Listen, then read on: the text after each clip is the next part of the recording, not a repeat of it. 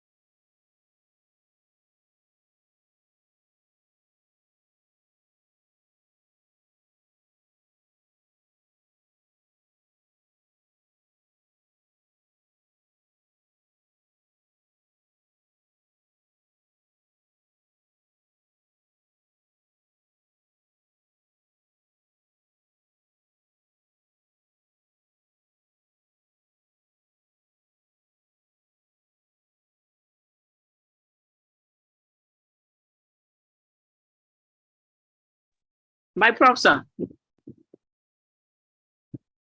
Hello, sir. Hello, sir. Professor Bolari. Hello. Hello. Hello.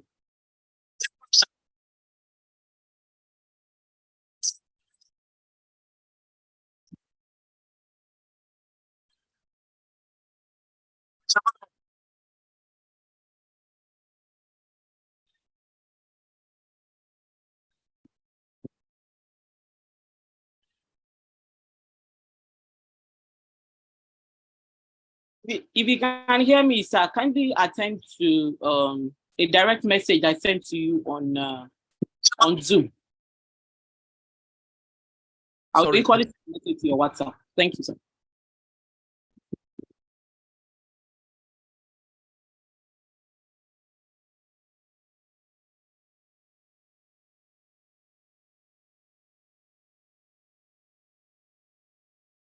Sorry, my sister.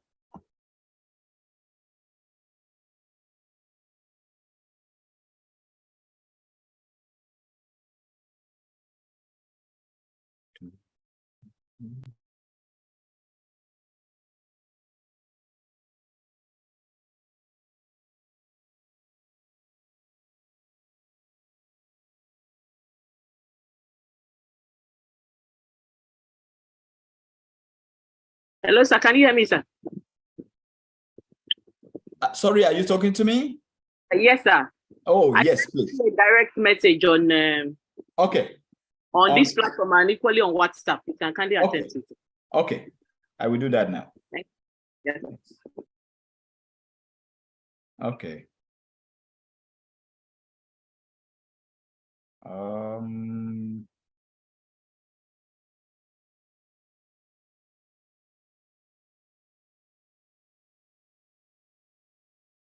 Which account number is this?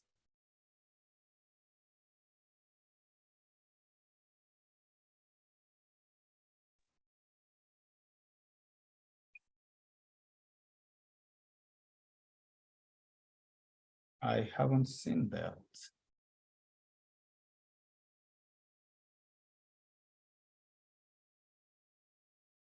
Sorry, I've not seen, it has not come in. Okay, you can check your WhatsApp, sir. Yes, that's where I am. Okay, I've seen it. Have you sent your citation? Yes, I did. Good evening, sir. I sent to Professor Odele. Yeah, I have it. Thank Good you. evening, sir. Yes. Good evening, sir. My prof, you're welcome, sir. I am loyal. Good evening, Prof. Good evening, sir. Good evening, sir. Good to Thank hear you your so much. voice. Good to hear your voice after many weeks and months. It's a privilege, sir. I'm so grateful to God that I can hear your voice. Thank you very much, sir, for your good work. Thank you. We have to thank you. Thank you for not leaving us alone here. We have to work together. It is our Father's business. Thank you so much, sir. Thank you. We appreciate you greatly. Thank you, sir. So we are set, and just let me go and put off some things here. Yeah.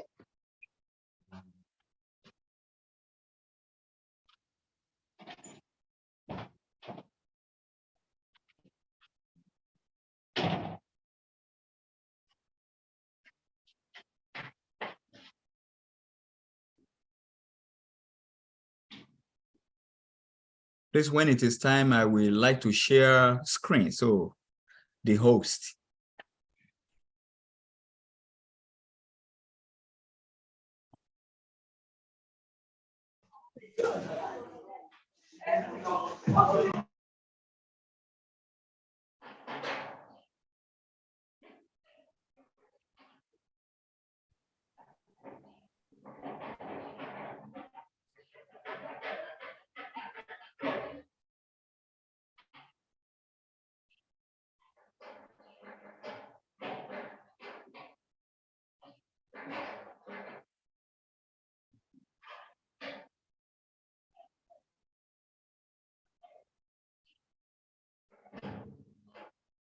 Prophet Abalari, sir, when it's time, you have the right to share your screen, sir.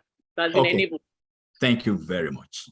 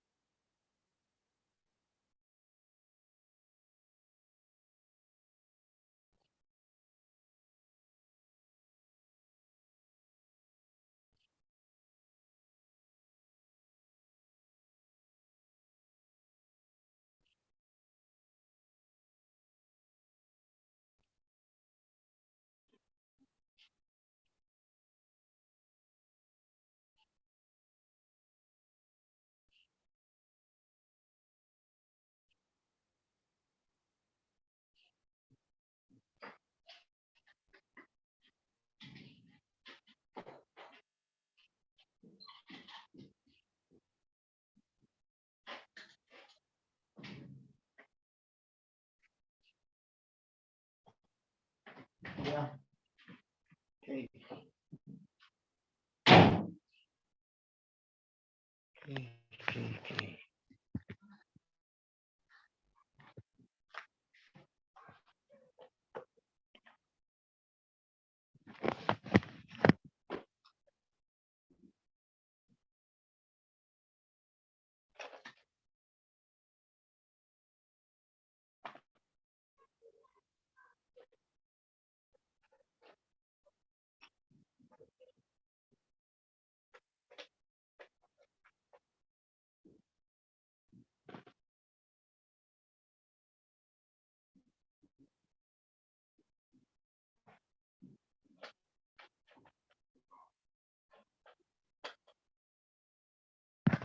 Okay.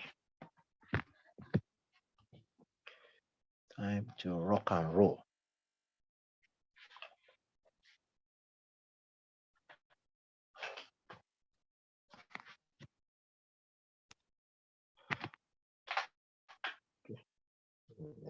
Try and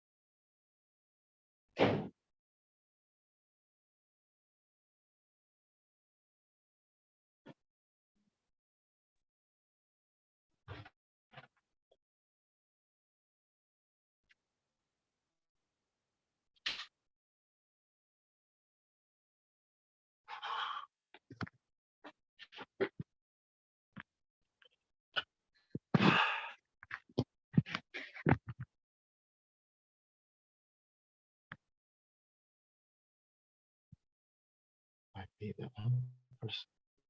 Where is it? You're welcome. Now to start.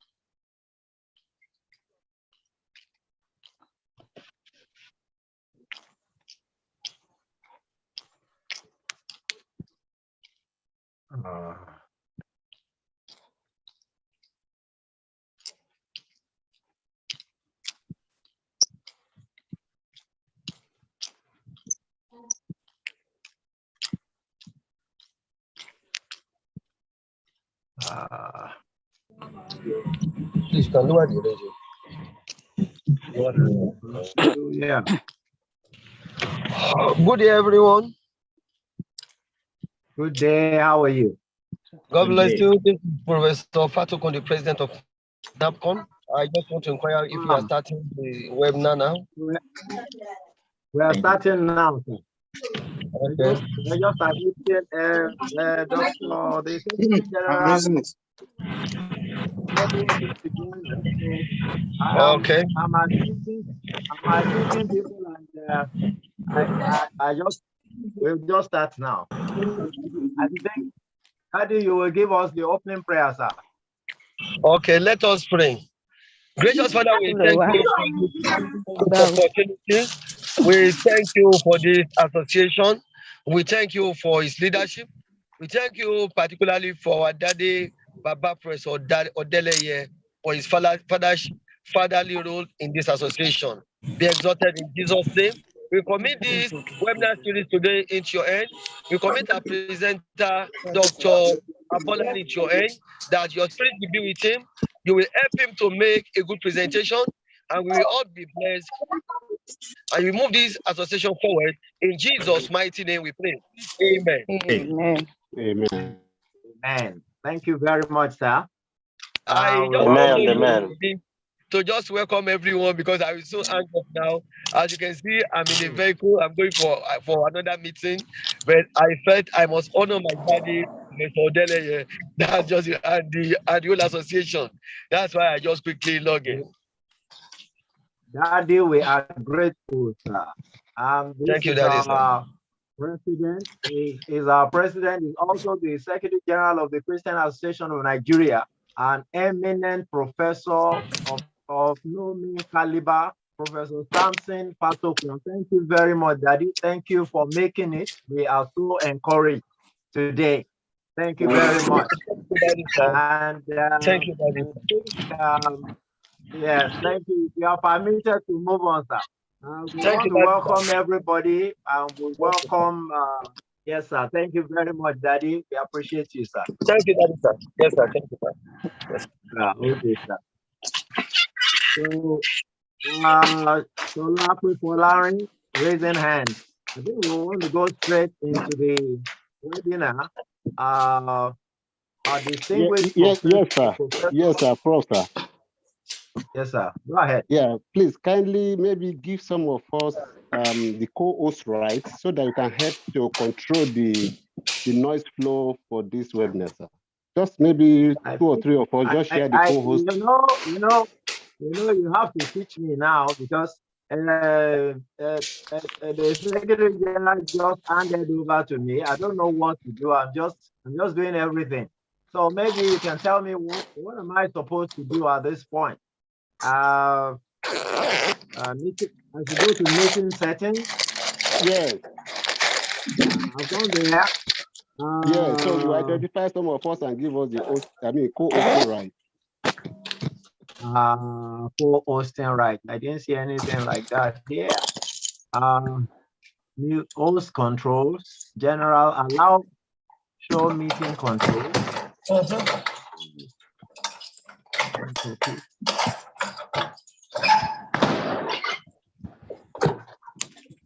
Can you give me a minute to just try and find the Secretary General again? Because I don't know how to do that. If anybody knows how to give host control, please just let me know.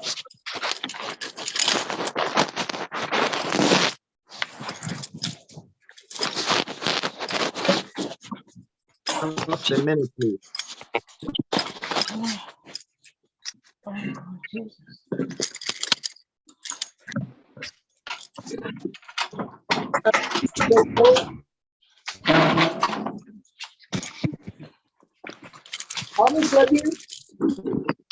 Huh? I don't know. I can't see you.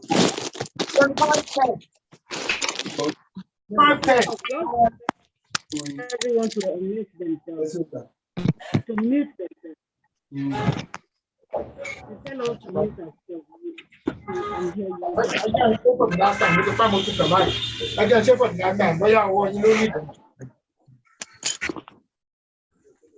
I guess one of the principles we should know is that if you are not addressing the house, you mute yourself. So simple. You say, like that person should mute.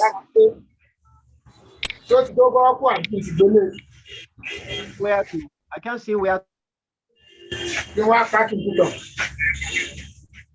Okay, let's go ahead, sir. Let's go ahead, sir.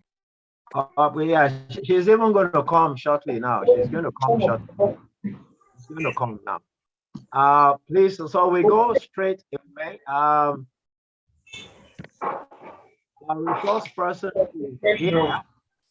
I'll be taking the citation very quickly.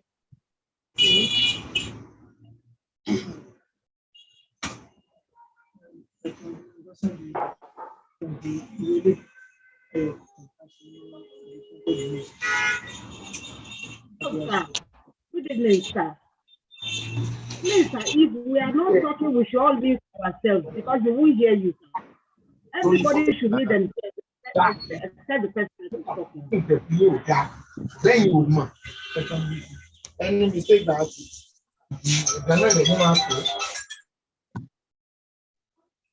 hello, They should mute themselves. Okay, your 5, what you talk about? The 5 SC.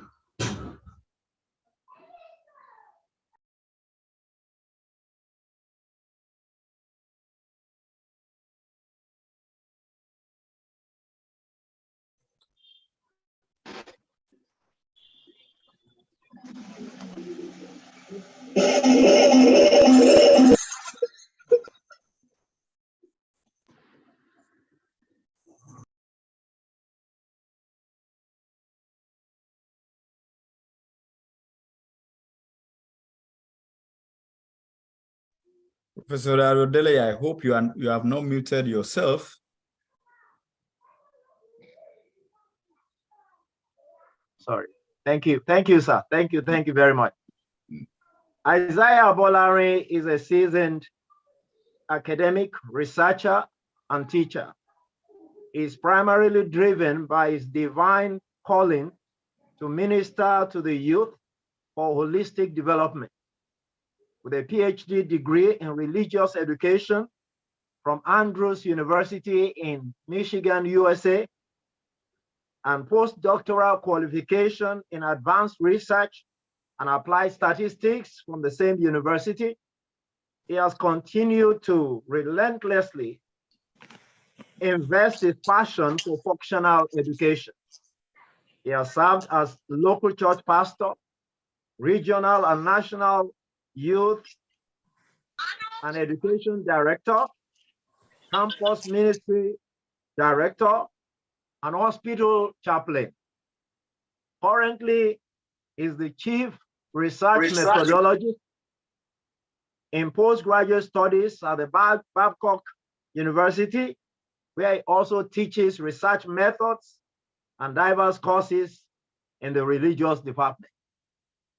Ladies and gentlemen, I present to us this scholar of no means stature,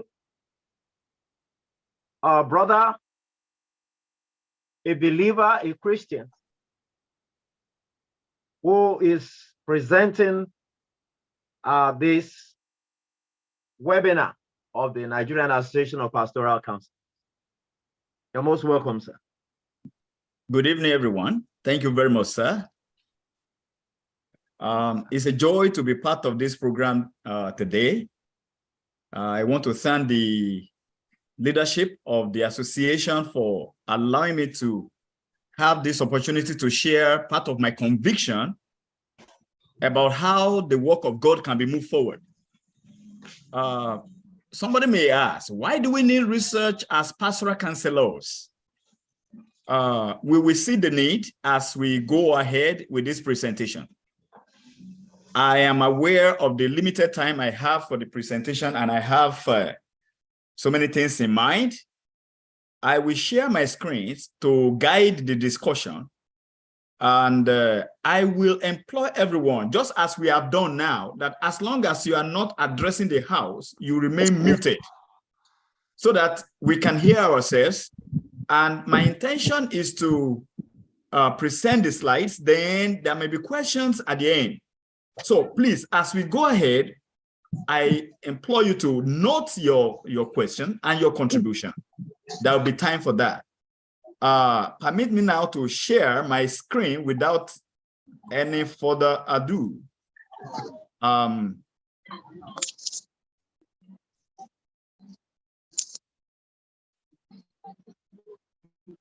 Okay. Can we see the screen? Yes, we can see it. The screen is very clear. Yes, sir, we can see it. Yes, we can. So what I intend doing, or what is coming to my mind, is to make the word research as simple as we can, and to know the implication and the value of it as pastoral counselors, as educators, as students, as academics, so that we will see where we fit into the context of research. The role of a teacher is to make complicated or complex situations simple. So I want to try as much as possible to make the word research very simple, and the approach I want to use to make it very simple, because research is part of our life. Everybody lives life of research, but we don't know. As long as you have a question to ask, or you have an issue to solve or to resolve, you are actually carrying out research in different process. So we want to see the basic things that we need to understand when we are doing academic research. And as Bible workers, pastoral counselors, there is no way we can run away from understanding research and conducting research. If you want to counsel someone, there are processes we will go through as a counselor which require research for you to be effective in your approach. So the ABC of research is what we want to talk about. Thank you, Professor Deleye, for the citation. My name is Remain Isaiah Ola Bolarin. So, and my email is there. Now, what is research? Sincerely, I don't want to dwell much on if it is hot 8. You don't know that you should go and cut the yourself. vegetable, Abi. You're expecting me. I'm in a class. So If it is hot 8, mute yourself. Mute yourself, please. Thank you. So I don't want to dwell much on the definition of research. I don't want, because I assume that we all have known about the definition, and so I don't want to go much into that. I just have this few things to say about what research is. Browsing, this is from the first thing I have here is the definition that many students have given to it. They see research as browsing the internet to find information needed to complete assigned projects, or term papers. That's how students see it. And when you look at that view, you discover that there are some things missing out in their understanding. We will see that as we go on. Then the second one is collecting and analyzing data related to a project. Yeah, it may be correct, but that is not all of it.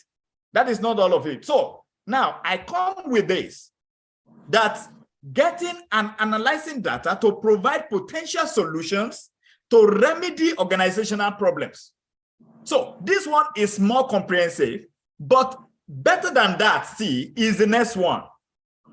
By Mukoreji, it says, research comprises defining and redefining problem, formulating hypotheses or suggested solutions, collecting, organizing, and evaluating data, making deductions. Sorry, I want to move something that is blocking me off here. Okay, thank you. So, collecting, organizing, and evaluating data, making deductions, and reaching conclusions, and at least carefully testing the conclusions to determine whether they fit the formulating hypothesis. Now, this is a comprehensive definition of research. Let me just mention the major components there. Defining problem. If there is no problem, there is no need for research. So someone who wants to conduct a research, the first thing is you define the problem. I don't know if we are all on the same page. Fill the first page there. Fill this page. Are we on the same page, please? Yes, sir. Yes. Okay. Thank you very much. So the first thing is identify a problem. Then when you look at that problem, you need to redefine the problem in a way that it will really be a problem, because there are many problems that are not problems. So there is need to identify problem and look critically into that problem. Is it a problem? Then from there, you formulate your hypothesis, things you want to test at the end of the day, or suggested solutions you want to come about. Then after that, the next thing is collecting, then connecting data. Where will you get the data you want to use? Who will be the people to give it to you? Then you get the data, you organize the data. After organizing the data, then you evaluate the data. What is the data saying? How is the data talking to you? From there, you make your deductions and you come to conclusion. But doesn't end there. I mean, as those who do academic may remain there, but it should not stop there. Whatever you have come as you have reached as your conclusion should be able to go as far as influencing behaviors. By the way, the purpose of research is to modify human behaviors. Research is to modify human behavior.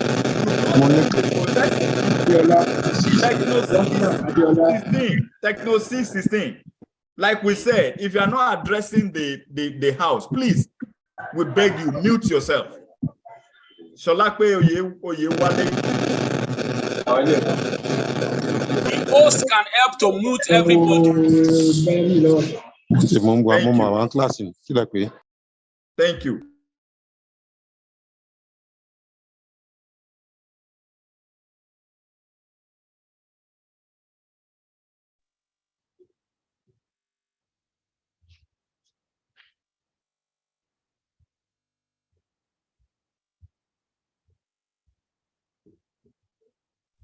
Will the thing work? Will the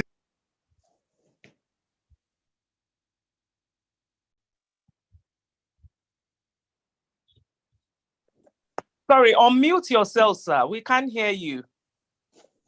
Yes, I've done that. Keep on being muted. Anyway, I will keep on unmuting myself. So whatever the solution, we should be able to, it should be able to modify the desired behavior. Now, if research will not modify behavior, then it is not a research, because the purpose is to help people modify their behavior in certain areas of life. So now, research is scientific. What do I mean? It is not to be done as we do the normal day-to-day research. Take, for instance, many of us have asked questions today about how certain things have to be done. Even while this program started, I have somebody saying something is somewhere, something is, the person is actually addressing a research issue. That means somebody has asked, where is that thing? Then the response, oh, it is in so place, go. That few seconds interaction is research. But the one we are talking about here is the one we'll be able to present to other people anywhere in the world, and they will read and understand. And that makes it scientific, meaning that we need to go step by step, systematically. It cannot be done haphazardly. And that is what makes academic research different from day-to-day research, which everybody conducts. Now, research can either be inductive or deductive. Inductive, the goal of a researcher is to infer theoretical concepts and patterns from observed data. That is, you see human beings behaving in a way, and you want to know what is the theory behind all they are doing. Then you do an inductive research to come up with a theory that is behind how they are behaving. Like if we look at the characteristics of Christian in Nigeria, I'm sorry, I'll be using Christian mostly in my examples as I explain things, because this is pastoral counseling, counselors forum. Now, if you look at the way we Christians behave, and somebody is concerned saying that we are Christian, there are many Christians, but it's like the society is not reflecting that there are many Christians. So somebody can take that upon himself and say, what is the theory behind this kind of thing? And the person goes into research. Maybe the person will come up at the end of the day that, well, Nigerian Christians, it's true, they are there, but they really do not understand Christianity or something else. I'm just using that. So the person at the end of the day will build a theory that is making us to behave the way we behave. Then we have the deductive.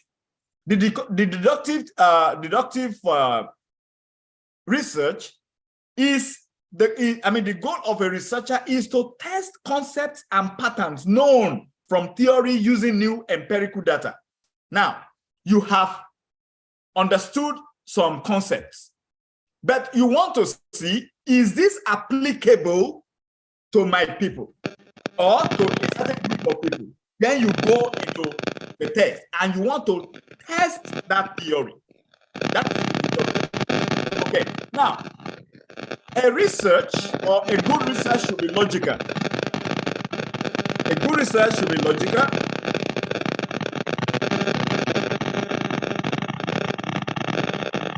A good research should be logical. It should be confirmable. That is, somebody should be able to confirm that, yes, it is really done. Then it should be repeatable. Anyone should be able to take that the research and go and conduct it, maybe using different group of people. And this is why when research is done, the aspect of methodology is to be written in detail. Every minute thing in the methodology is supposed to be included on the paper in writing, so that whosoever lays his or her hand on the methodology of any research can go ahead and replicate that study. And we find out, has it worked the way the original owner of the study found out? Then a good research should be able to, should be open to scrutiny. People anywhere, from everywhere, should be able to scrutinize any research. You know, the idea of, is my research, I don't want somebody to see it. There is nothing like that. Research is to be done and given to the public. And the researcher should be ready to accept whatever criticism, whatever evaluation that people are giving about it. So a good research is open to scrutiny. It's open to, it should be repeatable, it should be confirmable, and it should be logical. Now, why conducting research? Why conducting research? I like what Socrates said. He made two statements that are essential to human life today. He said, life without inquiry is not worthy living for a human being. I don't know how many of us believe that. A life that is without inquiry, you don't evaluate your life. That kind of life is not worthy of living.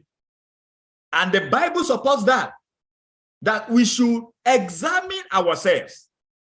A life that is not examined is not worthy of living. And this examination of self, of life, of what I do, is not just once. It has to be every time. So, and that is the reason for research. So, meaning, therefore, that each of us need to conduct research as many times as possible on our own daily living. Now, when we do that sincerely and critically about ourselves, it is easy now to go ahead and conduct research about other people. But sincerely, conducting research on oneself can be scary. Because you will discover some things that you do not like about yourself.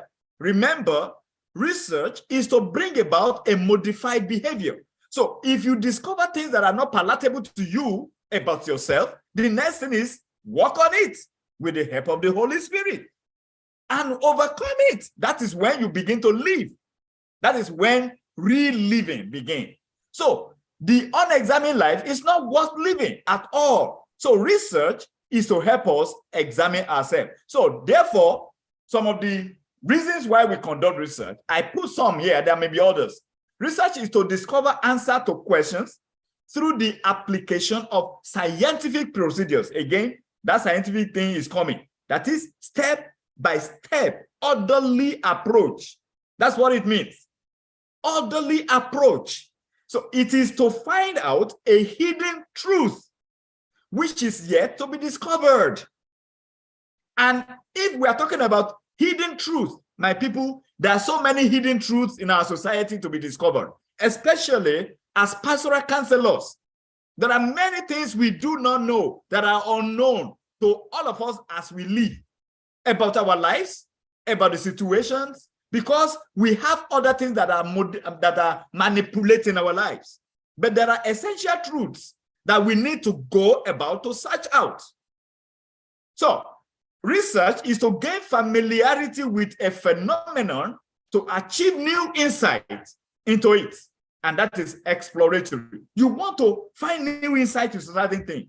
Now, this thing, these reasons that I'm giving here is the reasons are challenging us that we should not feel comfortable with how society is going, with how our daily life is, because there are more to what we experience each day.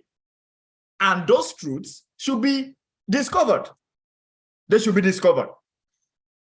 Research, we conduct research to portray accurately the characteristics of a particular individual, situation, or a group. And that is descriptive. Now, I don't know how many of us will agree with me that many of the things we do in this part of the world is based on assumptions, because research has not been conducted to really show us the true picture of what is going on. So we base our decisions, our processes of how we do things on assumptions. Even those of us who are in school as teachers, there are many times we base on what we do on assumptions instead of empirical findings. So we conduct research to give us empirical, reliable findings for us to take decisions, whether in teaching, in preaching, in counseling, in relationship with others. So even God himself desires that we know him more. And you can only do that by subjecting yourself to research, making inquiry about who is God. And the more you know him, the more you want to know about him. The more you know, the more you want to know. And that's research. So you don't base your relationship with God on what somebody has told you. You need to find out yourself, like the Bereans. You find out and you continue to find out. And it is research. So research is what we need in our daily life to determine the frequency with which something occurs or with which it is associated with something else. Now, again, as an example, are the Bible studies and the sermons that people hear in churches or in places of worship have relationship? Do they have relationship with how they live their daily life? I don't know if this research has been conducted in many places. And there is need to really examine that as counselors, pastors. What I do in my church, in my parish, are those things actually influencing the daily living of my members or my parishioners? And that called for a research.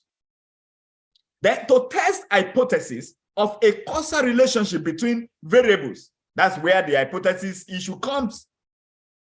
So, what is the relationship between this and this? What is the relationship between prayer and spirituality? What is the relationship between teaching and progress?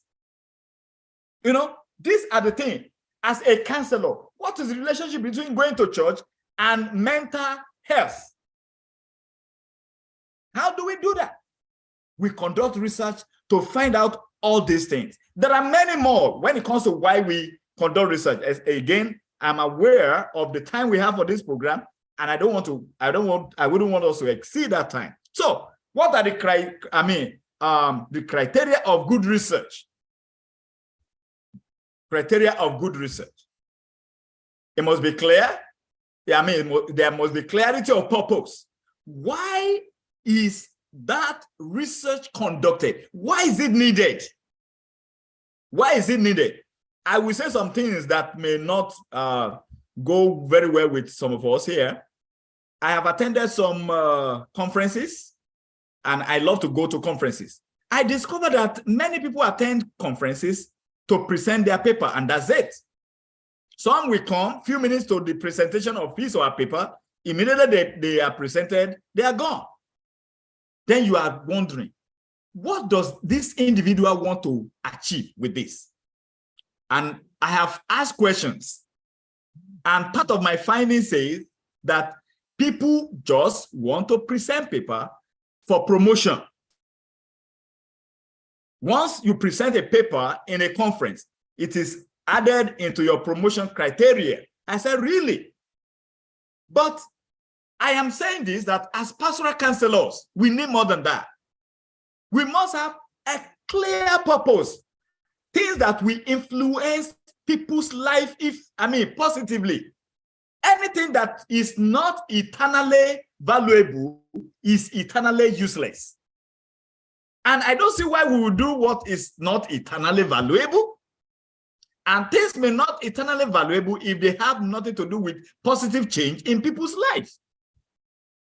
So, as we conduct our research, as we do our work, as we counsel, as we need to have clarity of purpose as we put things together. Then the procedure should be described in detail. I talked about that one because that is essential. I was talking with somebody today, was showing me her work, and somebody put there that she must explain certain part in detail, and say, yes, when you are talking of research, you say you want to know the difference between this variable and this variable. You want to know relationship between A and B. That is not just it.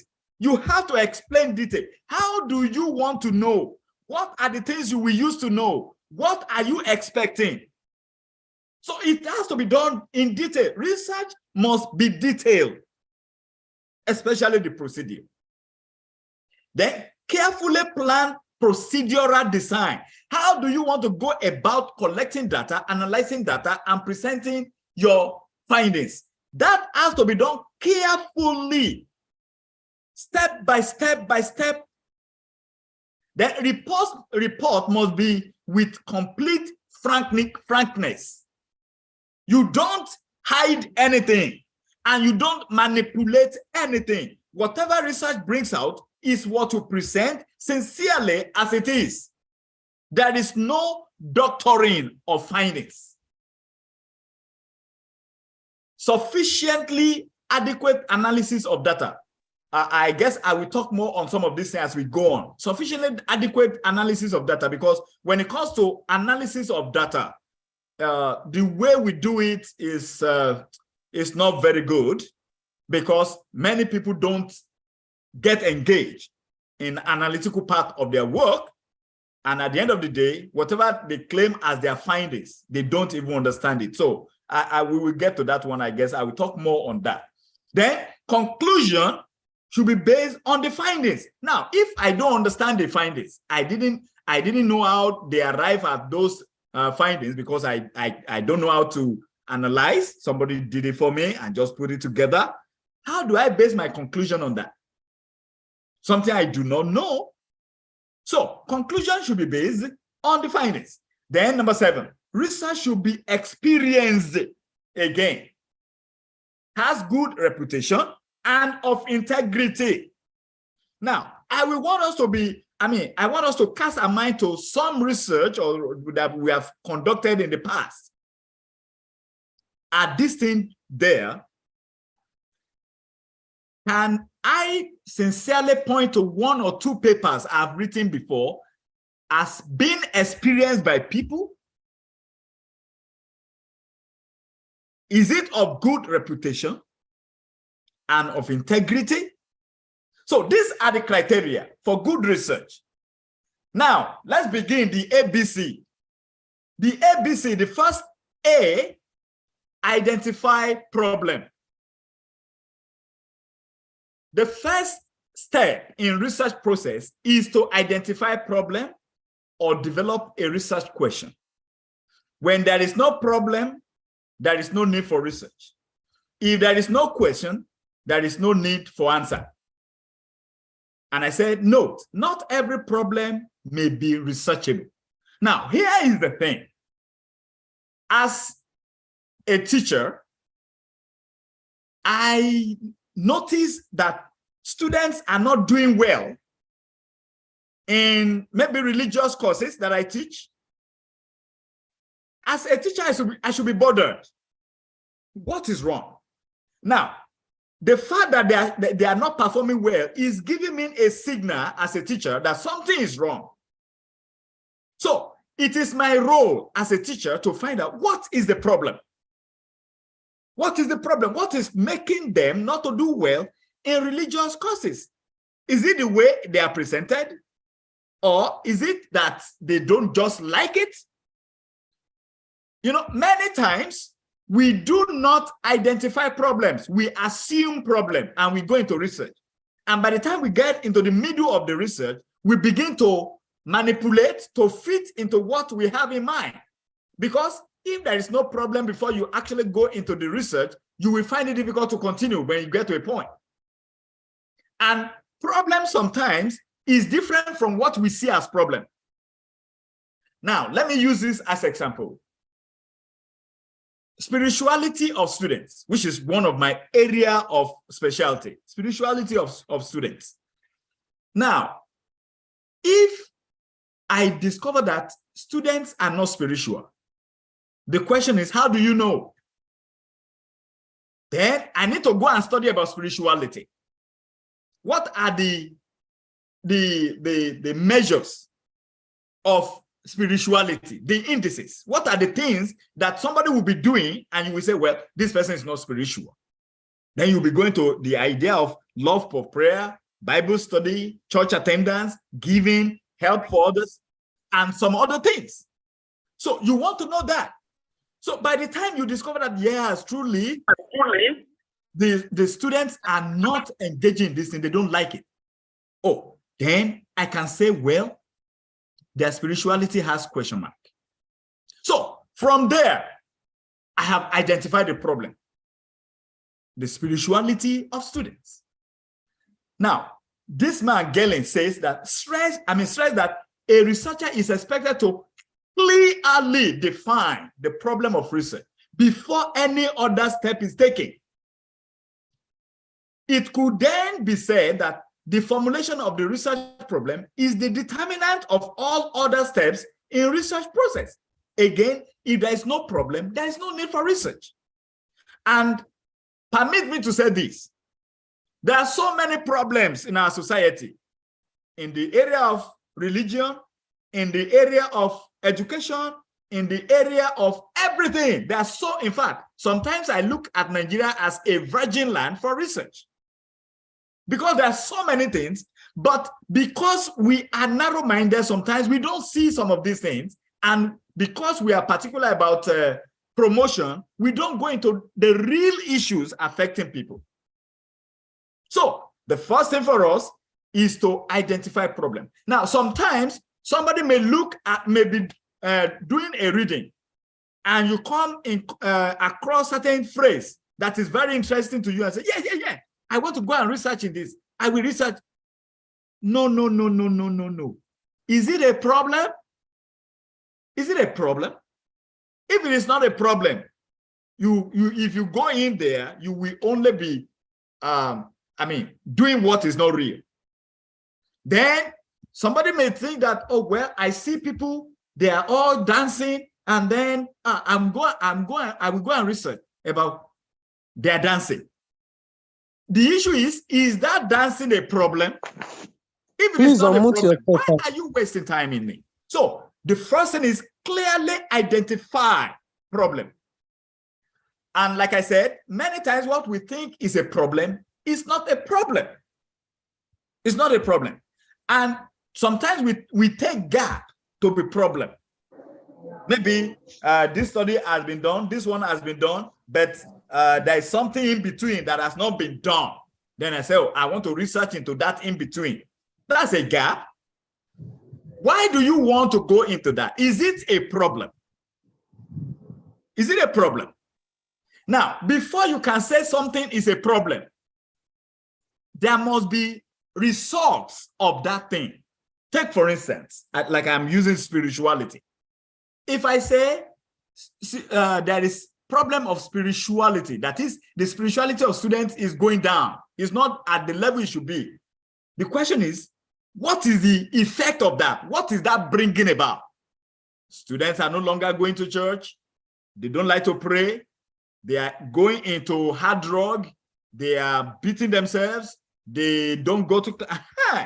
If that thing is not resulting in other things, it is not a problem. I don't know if we understand what I'm talking about here. Take, for instance, if somebody hit me on my head now with a sledgehammer, and you hear boom, and there is no blood, there is no broken bone, there is no flesh tearing, there is nothing, no internal injury, nothing. Is there a problem? The answer is no, there is no problem. But if somebody should touch me with his or her finger at the forehead, and blood begins to come out, there is problem. The problem is the touch. Because that touch, the touching of my head, has resulted in blood coming out. So the problem is not the blood. The blood is the result of the touching. So if anybody will study on that problem, the person will study on the touching of forehead, which is leading to blood. I don't know if we are getting it. Now, you see someone who falls down immediately, boom, and you carry the person, boom, to the hospital. And then they ask, what happened? What you can say is that I just see him or her falling down, and I bring him here. And then the doctor say, oh, go and bring bread, go and bring malt, give to him to eat. And the person ate, and the person gets up, and the person is okay. The problem is, the question will be, what is the problem? The problem is hunger. It's not the falling. It is the hunger that led to the falling. I hope I'm making it clear. So when the person is hungry, the person fell down. But if the person is not hungry, there's no falling down. So if somebody wants to say that I want to study the falling down, the person is wrong, because that's not the problem. The falling down is the result of the problem. The problem is hunger. So if the person will conduct a research, it is hunger. Hunger. Now, I put this here, research process steps. Just as to summarize some of the things, we are still going to continue. Like when you look at the bulb at the top here, it says identify the problem. When you identify the problem, you evaluate the literature. Now, permit me to explain the relationship between identification of the problem and literature review. When you identify the problem, you cannot from that point go ahead and begin to write, or no. You go and read about that problem. From the reading, you will discover things that could lead to that problem, the result of that problem, and you will see the work that different scholars have done about the problem. Then you understand the problem the more. From there, you can know what your independent variables is. By the way, I use the word variable now. Let me make it clear. In every research, the problem variable is called dependent variable. The problem variable is the dependent variable. That is where the problem lies. Now, when you read about the problem, then you can identify from reading different ways by which that problem can be solved.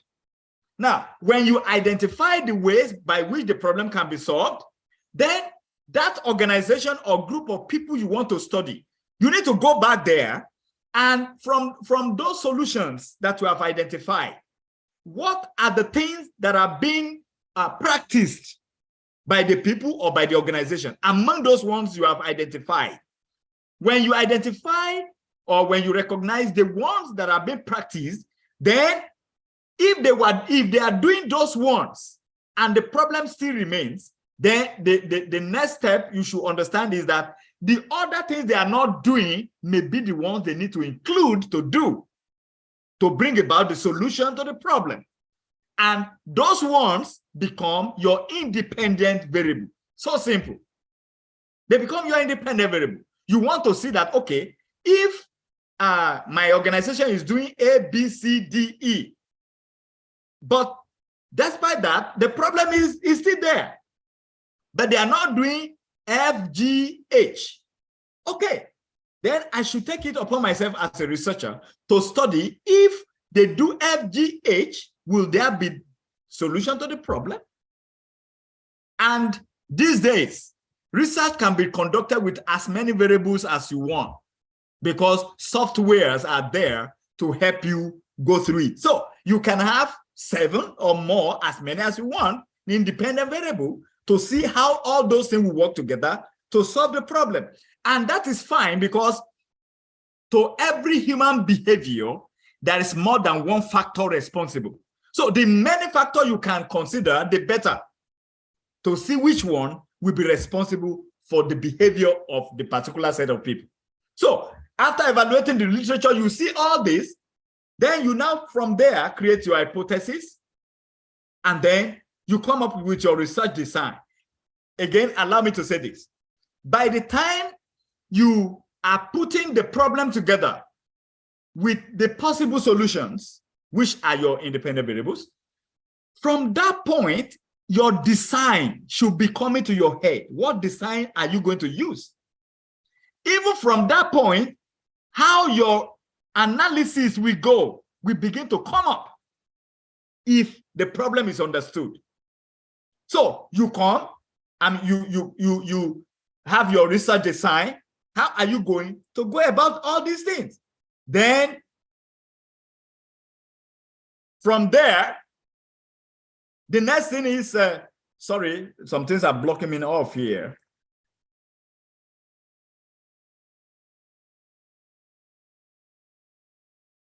All right, so after the design, then the next thing is you go about your analysis, your data collection, your methodology, your whatever. Then after collecting your data, then, I mean, the population is, the methodology is part, I mean, the population is part of the methodology, and then you come up with your data collection. We are going to talk more on all this, then data analysis, and then you now write your report. Now, literature review.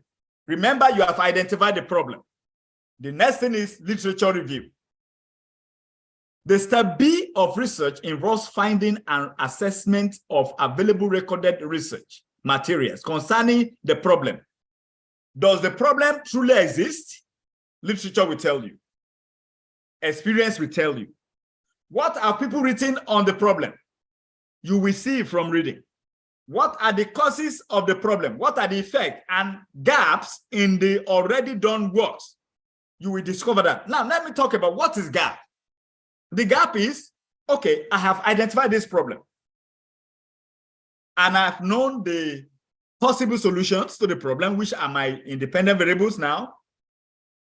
Now, why do I need then to go about conducting the research? The reason is, in the organization I am studying, such has not been done. That makes it a gap.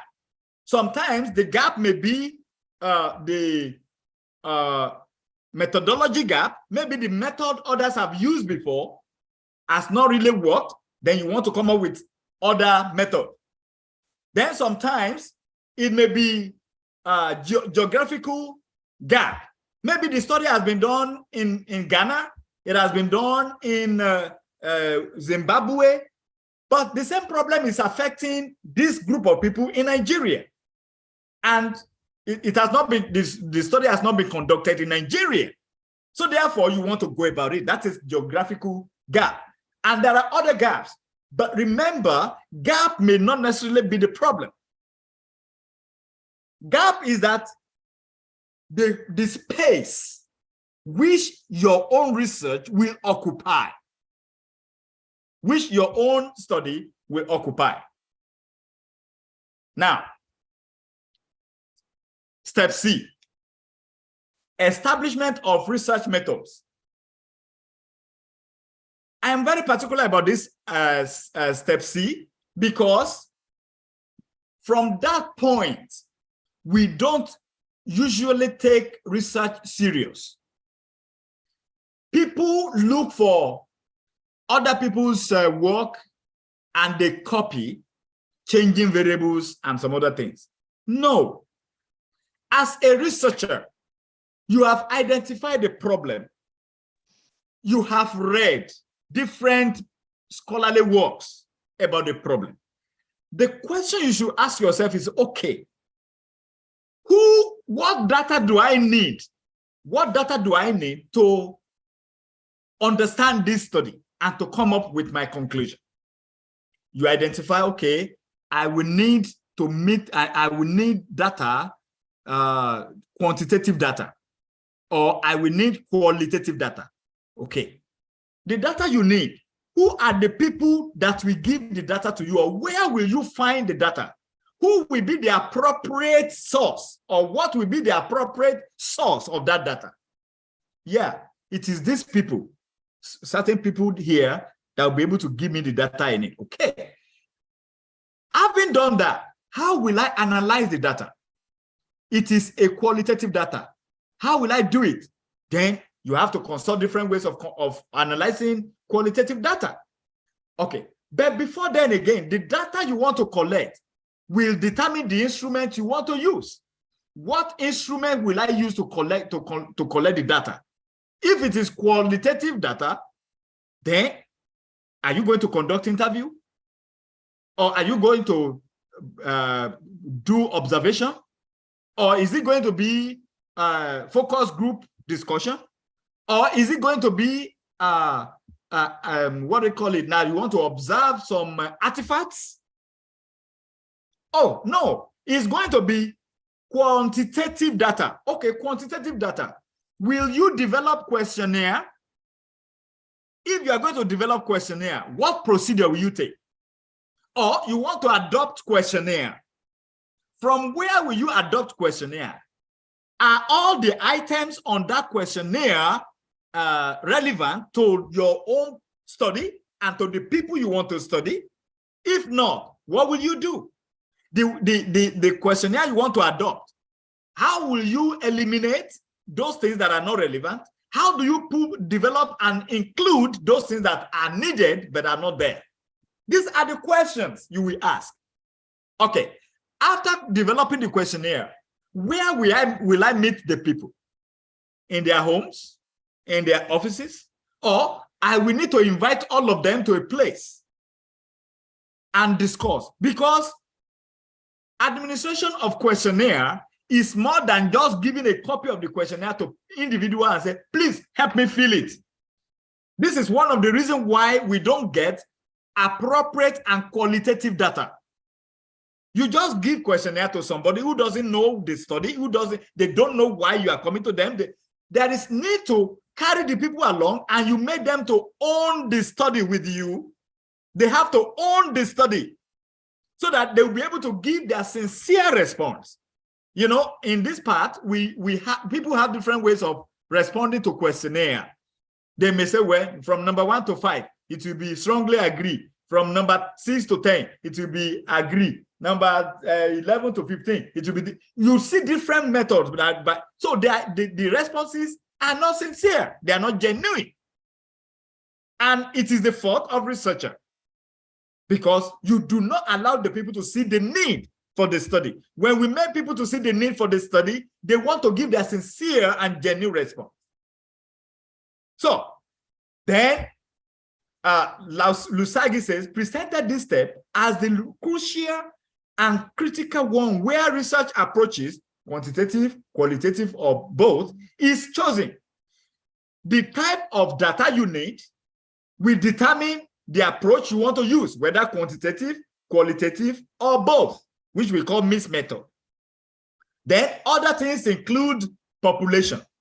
The population should be appropriate people who will give adequate response that will be systematically and critically analyzed to give a sincere findings. Then the sample. How will you go about the sample? Now, in this area of sampling, people many times are not sincere because it has to be done systematically in order to get appropriate data. That's just it. Appropriate data. That is, if you are passionate about the study you are carrying out, every other thing must go with that passion. Are you going to use what sampling technique are you going to use to give you the adequate people that will give you appropriate data or response? Then again, instrumentation. What instrument will be appropriate, will be adequate? Then data collection. If you meet them in their offices, will that place be conducive for them? If you meet them in the marketplace, will that be conducive for them? Will they be able to give you appropriate and adequate response? These are the things. It's not just jumping on people and just thinking that you have collected data, which are not, at the end of the day, a sincere data. And again, data analysis. What do you know about data analysis? There is need for us to build ourselves up in data analysis, because you as a researcher, you are the one that know what you are looking for in the data you have collected, and you are the one to carry. Even you don't need to be a statistician before you can analyze data. You don't need to be a statistician. And apart from that, you can work with the person that we analyze for you. I was in one conference, I will not mention the place, and somebody was presenting a paper. He told me that his intention was to publish that article in high impact journal. And I said, oh, very good. But by the time he presented the thing, he was talking that he wanted to know the influence of certain things on certain behavior of the people.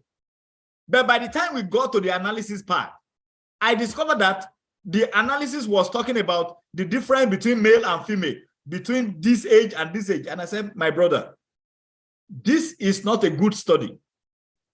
Your study is bringing confusion. Are you comparing, or are you looking at effects. Instead of responding, he just told me, he said, I am trying to destroy his work. And I said, no, what you have done here is not good. It's not a good research, because he has no idea of what has been done there. Many of us in the analysis chapter of our analysis part of our study, we don't have clue what those figures they are saying. We don't know. Well, that is for those who do quantitative. So, and let me say this, there are many studies that do not need strongly agree or whatever. There are many studies that need interaction with the people, especially in this part, where people need to speak their mind. I have seen many quantitative studies that were not quality. I mean, they were not qualitative at all, because the responses were not addressing the study. So we should imbibe going to people, interacting with them on many of their studies. I would suggest that many of our studies should go qualitative, where you interact with the people, let them express themselves, their emotion, their insight, and then we come back and analyze sincerely what we say. So data analysis procedure, we need to build ourselves up there. I will still talk about that as we go. Now, I say note. The choice of appropriate research method is influenced by the research problem. Remember, the literature review and the research approach selected. The quality of research methods determines the quality of research findings. There are no two ways to this. Then step D, data collection. This is the implementation of a research method plan to generate relevant research data.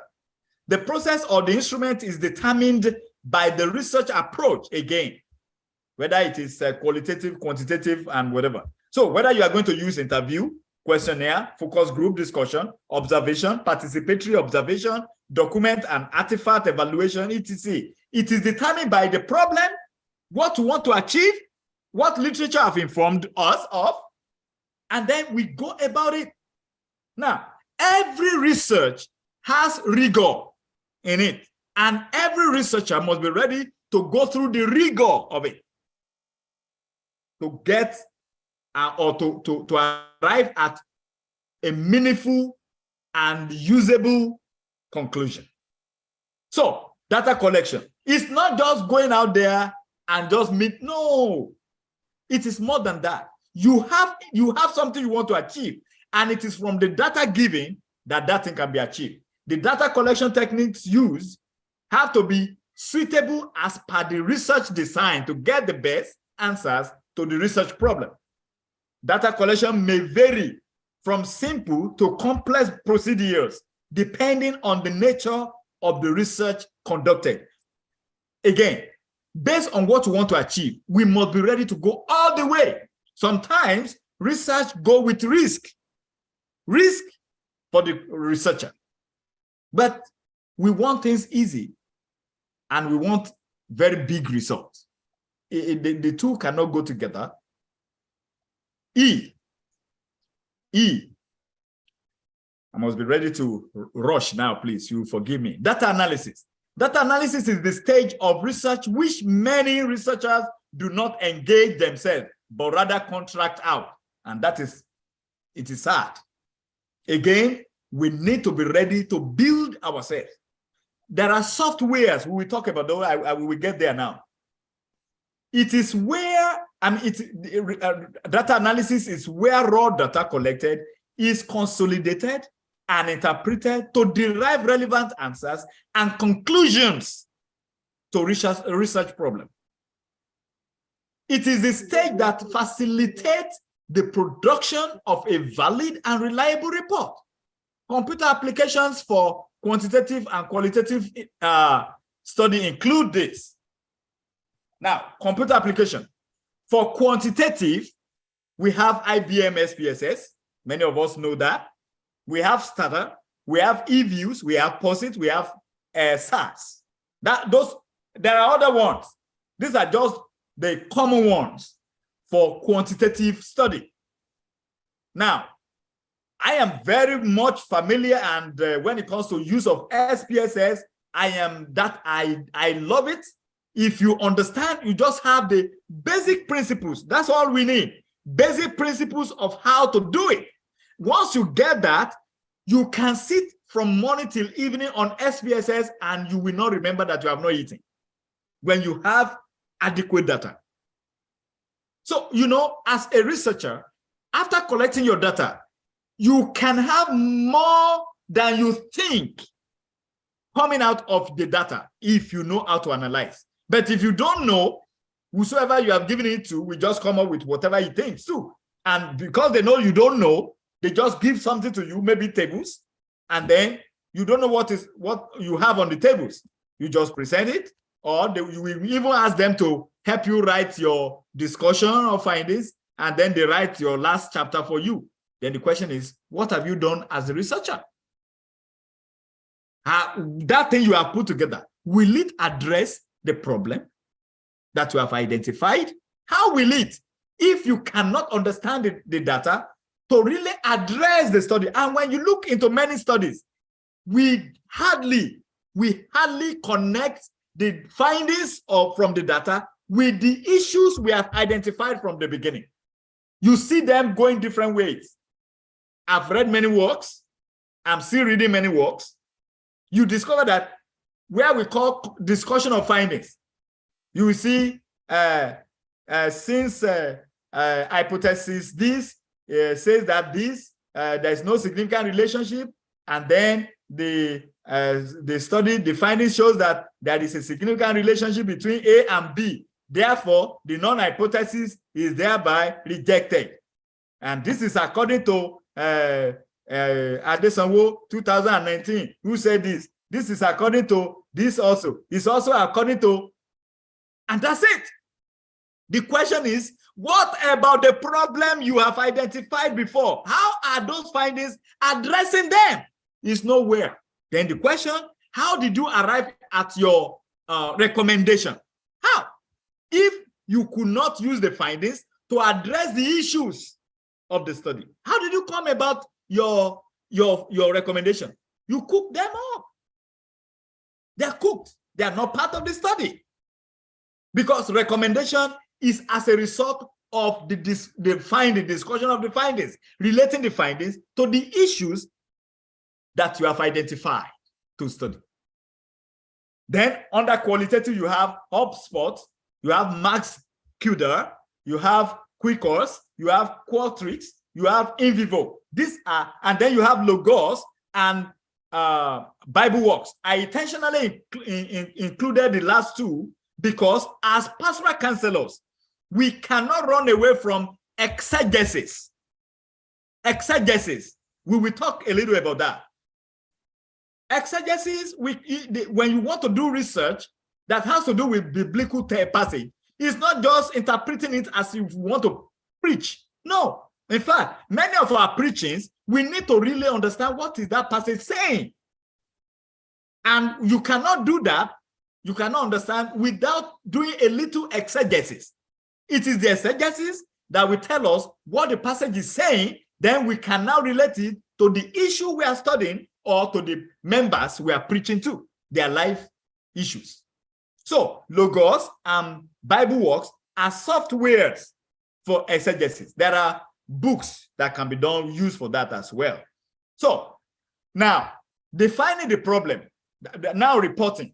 You want to report the research after you have analyzed, then you have discussed the findings. The next thing is report. Reporting, defining the problem and writing the report are two focal points in the work of a researcher, according to these people.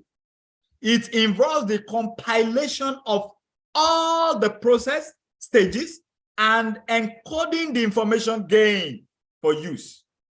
It involves interpreting, concluding, and recommending.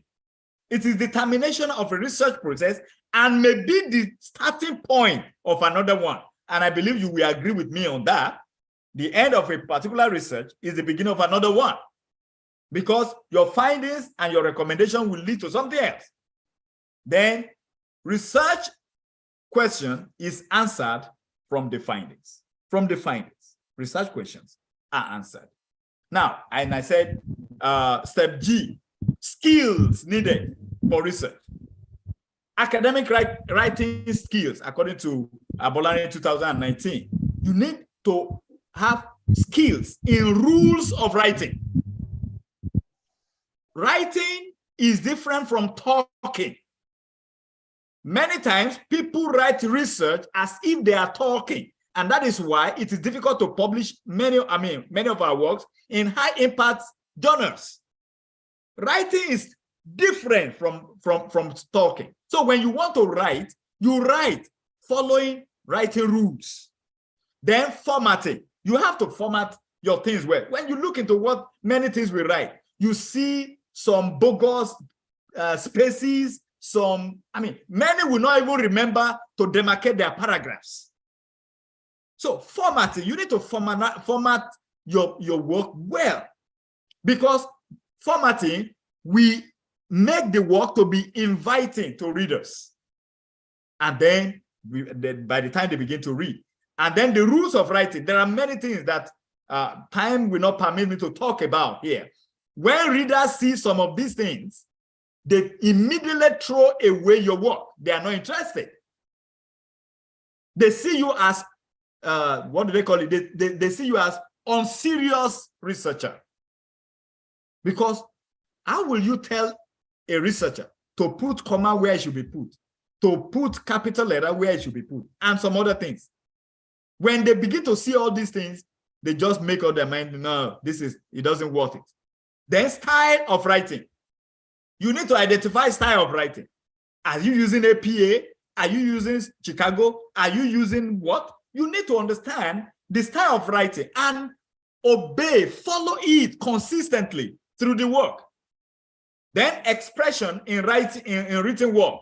There are some flowery languages, some absolute words that are not expected in research.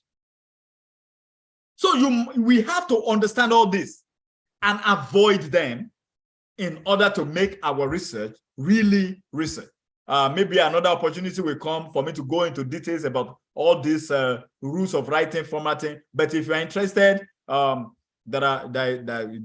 a way to go about that one. So then under that, data analysis and interpretation skills. We need that.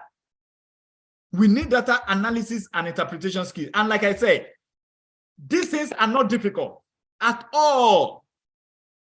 Isaiah Bolani that is addressing us today, if he could understand these things and be able to do them, I am telling every one of us on this program that there is no one among us that cannot.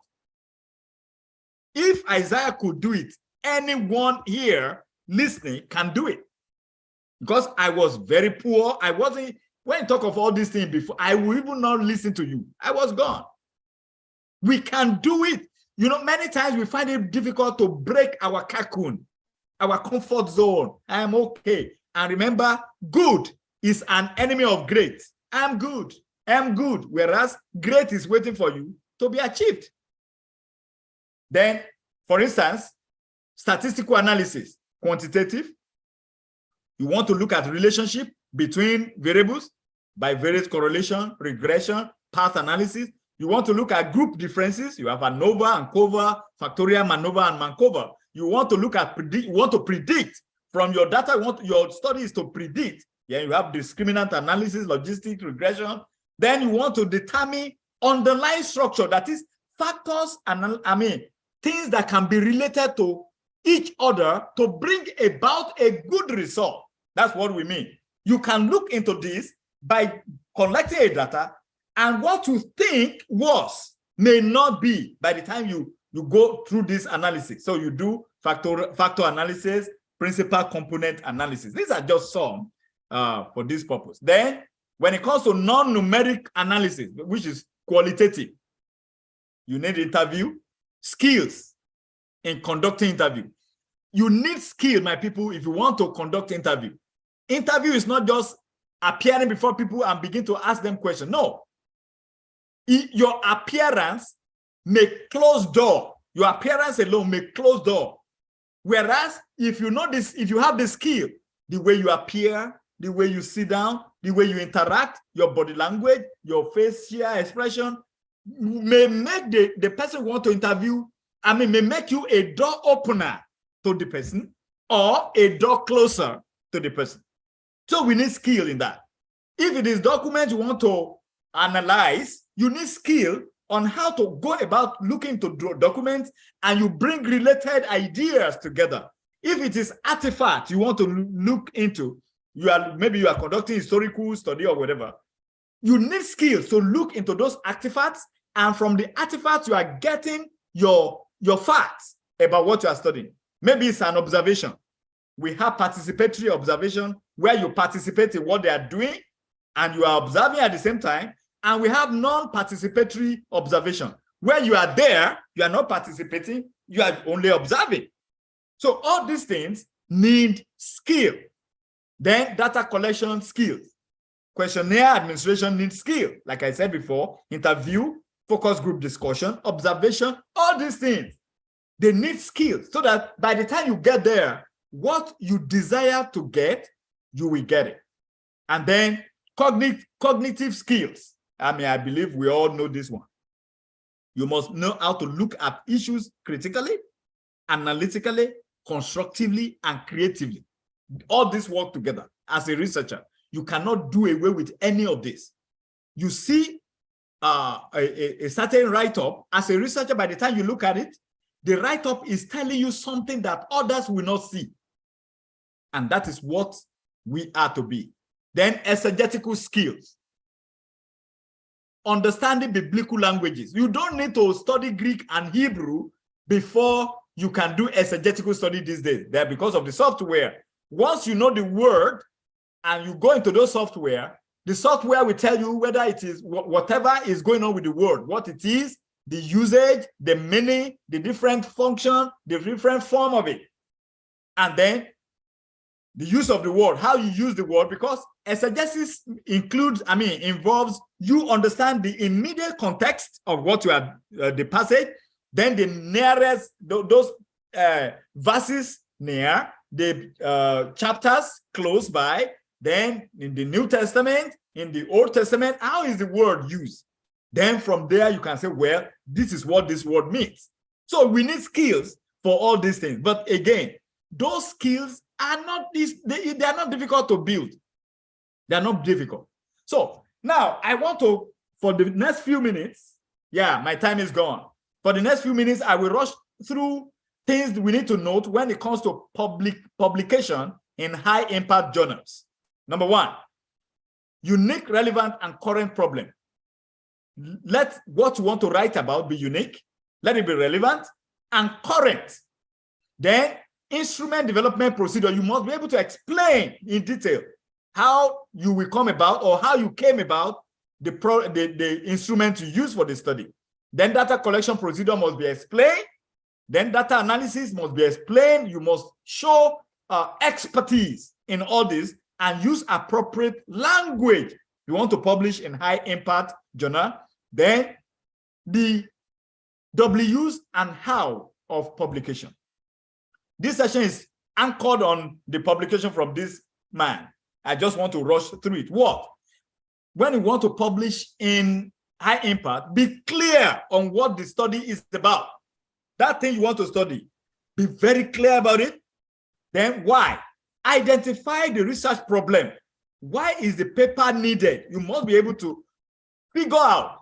Because if you don't figure out this, the readers, those who are going to evaluate your paper, once they cannot see a space to fit it in, then they will throw it out.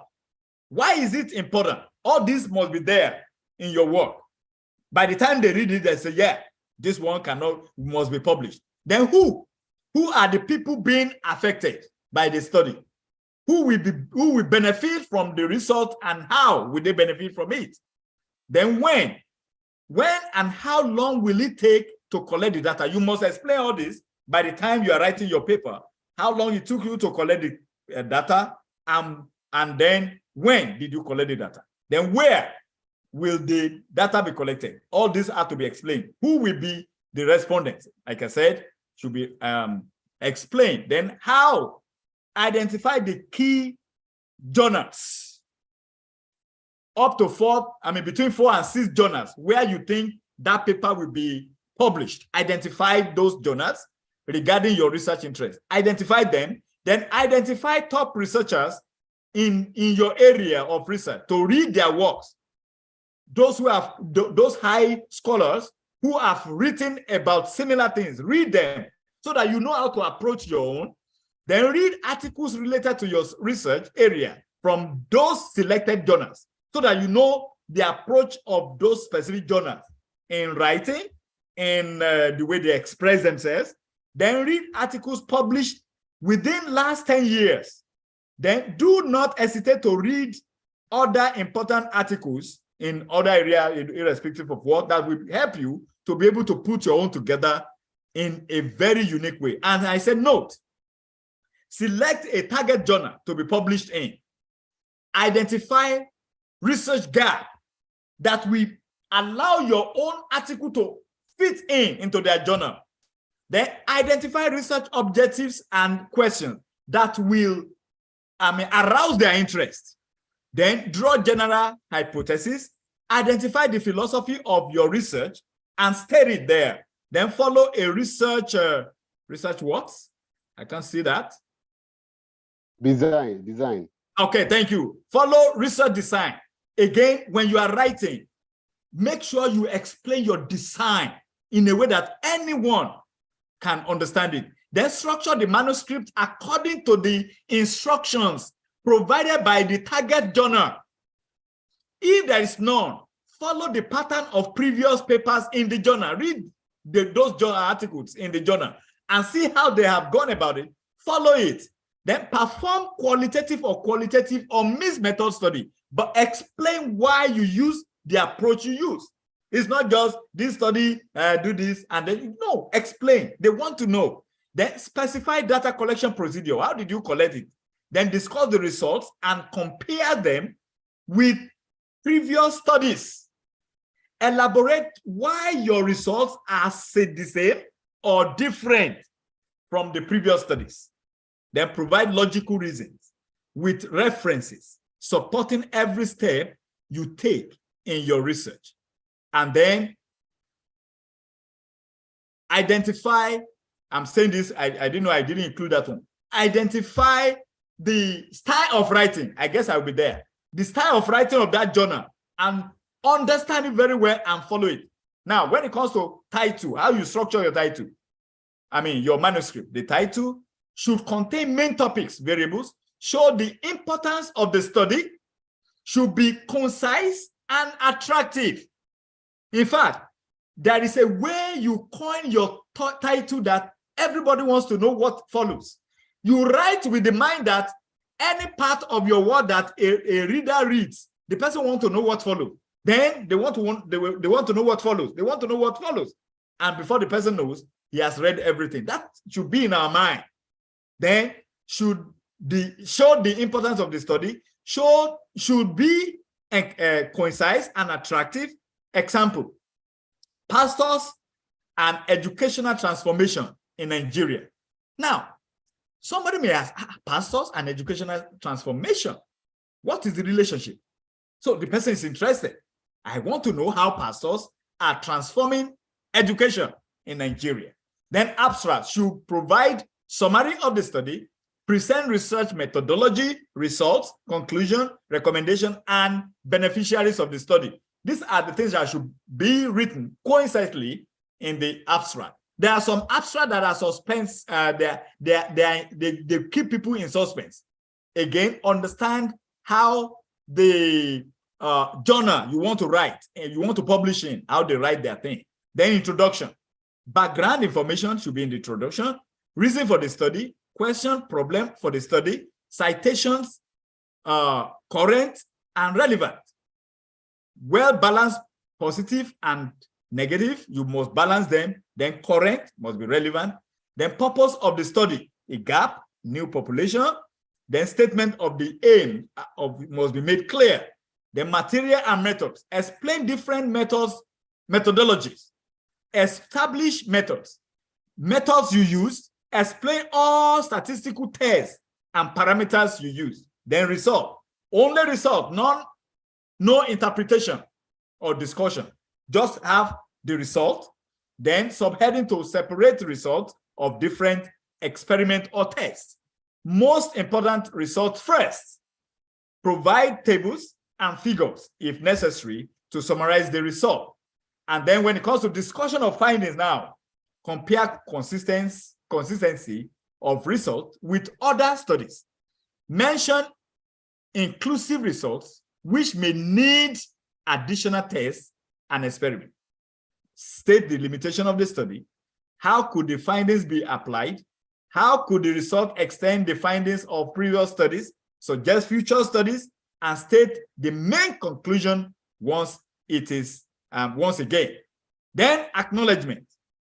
This is an article. Acknowledge all those who helped for the research but were not qualified to be authors. That is, those who have helped you in putting the articles together. They are not authors in the work. And then references. Provide references. Every citation in the study must appear in the reference list. Understand what is acceptable in the targeted journal, that is their style, their bibliography or reference, whatever. Follow it. Reference managers, B-text, EndNote, CiteFast, Mendeley. These things can help in putting our references together. In fact, there is a manual one that goes with every Microsoft Word that we can use, and it will do our references for us without any tears. Conclusion, my people. I want to conclude this study by going into our manual of life, manual for living. 2 Timothy chapter 2, verse 15 says, study to show thyself approved unto God, a workman that needed not to be ashamed, rightly dividing the word of truth. Anywhere we are found, my people, whatever comes to our hand to be done should be done well, as unto God. And then in 1 Thessalonians 5:21, it says, prove all things. So as pastors, we cannot just accept anything. You need to prove. And proving is from research. Prove all things. Hold fast that which is good. There are many people who are dying on something that is not true. People that are forwarding messages on WhatsApp and other things. And people have died for things that have never occurred, never happened. As pastors, we are to help people to live meaningful life. If thou shalt hear say in one of thy cities, which the Lord thy God hath given thee to dwell there, saying, certain men, the children of Belial, are gone out from among you and have withdrawn the inhabitants of their city, saying, let us go and serve other gods, which ye have not known. Then shalt thou inquire, research, and make search, research, and ask diligently, research. That is what God wants us to do. In everything, we should make inquiry, we should search, we should ask. God himself is a God of research. So whatever you do, work at it with all your hearts, as working for the Lord, not for human masters, since you know that you will receive an inheritance from the Lord as a reward. Thank you, my people, for allowing me to share all this. There are many things I should have explained better, but my time, I guess, is up. I've actually gone beyond my time so that I will allow time for question and answer. Thank you very much. Thank you so much, Prof. Thank you, sir. Who have questions already, I've sent them directly to your chat. Okay. So you can just read those questions. We have about 4 questions there awaiting responses. For those who have not written their questions yet, kindly just write and put directly to me such that I can just paste to him, or you can just dim in direct message to him. Thank you, sir. So you check the questions and go ahead. But while he's checking the questions, let me just make a recap and a summary of all that he had said. Just don't bother, don't be afraid. All I'm going to do is just a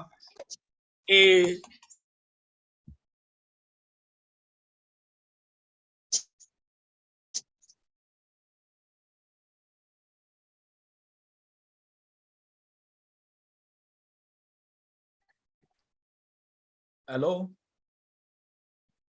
Hello?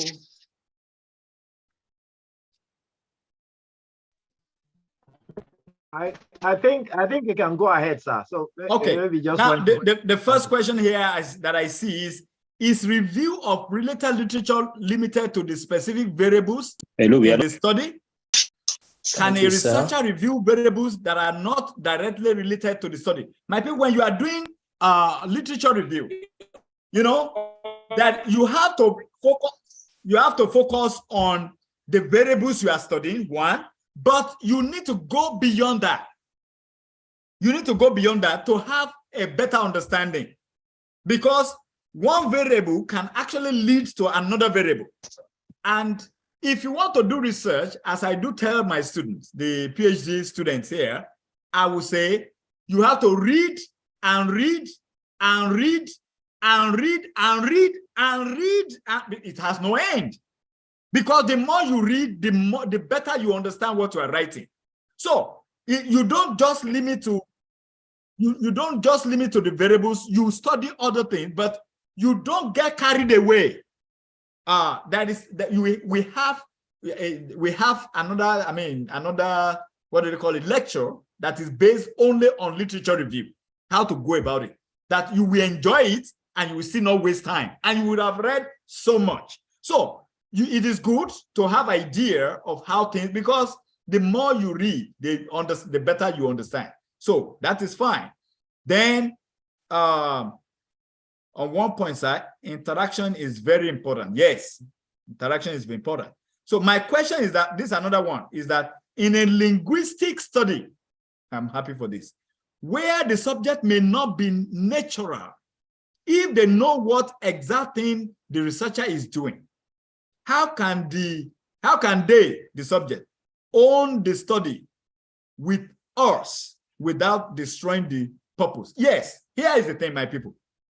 From linguistic or whatever, as long as it is research, you go to the people, since you want to collect data from them, you explain to them who you are, why you are there, and you let them know that you just need a sincere response, that the study is to make life, how to make life better, which is true.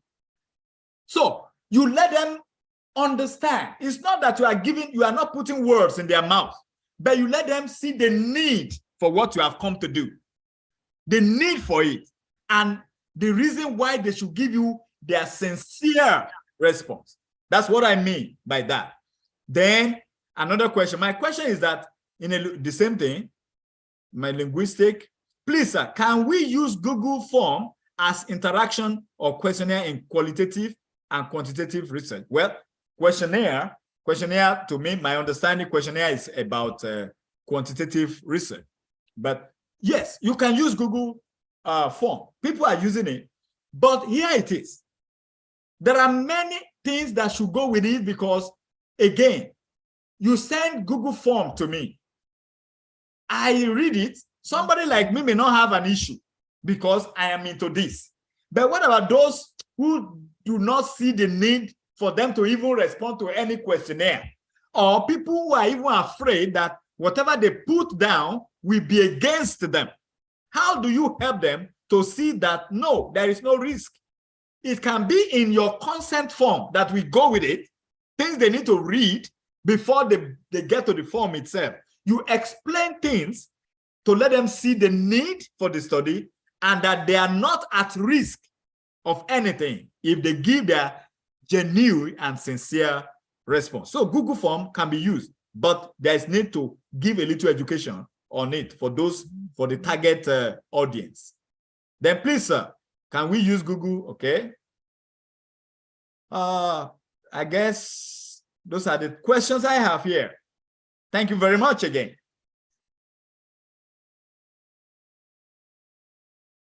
Thank you very much, sir. There are some other questions that have come up. Okay. Maybe I should just have some observation. Somebody is asking that what is the difference between simple and complex hypothesis? Oh, yes. And another person. Yeah, okay, go ahead. Maybe all right, go ahead, sir. Go ahead, sir. Okay. Then somebody said, not every problem may be researchable. That you made a statement or something like that. Yes. You said not every problem may be researchable is subjective and not in agreement with your earlier statement. I don't know what that statement was.